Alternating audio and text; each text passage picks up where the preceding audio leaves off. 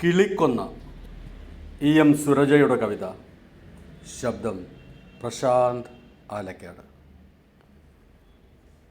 പകുതിക്ക് വെച്ച് ചെറിയ മഞ്ചാടിക്കുരു പോലൊന്ന് കൊത്തിപ്പൊട്ടിച്ചു തിന്നാൻ ശ്രമിക്കുകയാണ് കുരുവി. വിശപ്പും തളർച്ചയും കൂടുകയല്ലാതെ തോട് പൊട്ടുന്നില്ല. പെട്ടെന്ന് മുത്തശ്ശിക്കഥകളിലൊക്കെ മാത്രം കേട്ടിട്ടുള്ളതുപോലെ വിത്ത് സംസാരിക്കാൻ തുടങ്ങി.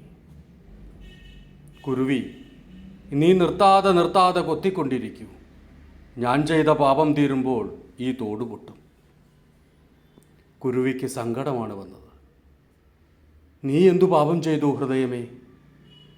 പ്രഭാതത്തേക്കാൾ തൊടുത്ത വിത്താകും മുമ്പേ വാക്കായി പറക്കാൻ മോഹിച്ച ഒരു രാജമല്ലിപ്പൂവായിരുന്നു ഞാൻ. പോകെ പോകെ ജീവൻ്റെ ഓരോ ഞരമ്പിലും വിഷാദവും വിങ്ങലും നിറഞ്ഞു. പ്യൂപ്പയാകാൻ പാകപ്പെടുകയാണെന്ന് സന്തോഷിച്ചു. എന്നാൽ എത്ര വേദനിച്ചിട്ടും ധ്യാനത്തിൻ്റെ കൂട്ടിലേക്ക് കയറാനാവുന്നില്ല.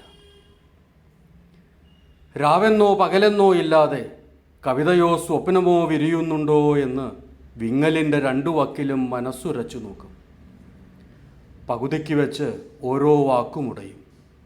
കണ്ണീരും കോപവും നിറഞ്ഞ് അകത്തേക്ക് പൊട്ടുന്ന വസൂരിക്കുരുക്കളാകും. ഇപ്പോൾ ഉയിരാകെ മുറിഞ്ഞും ചോരവാർന്നും നഖത്തോളം ചെറുതായിപ്പോയി. നീ എന്നെക്കുറിച്ചല്ലേ പറഞ്ഞത് ഹൃദയമേ എന്നൊരാന്തലിൽ കുരുവിക്കതിൻ്റെ വിശപ്പു കെട്ടുപോകുന്നതായി, ഭാരം കുറയുന്നതായി, അകംതോടുടയുന്നതായി തോന്നി. പിന്നെ പൊട്ടിത്തുടങ്ങിയ വിത്തിനെ ഉപേക്ഷിച്ച് ഉടൽ മുഴുവൻ ചുവന്ന പൊട്ടുകളുള്ള ആകാശമായി അത് പറന്നുപോയി.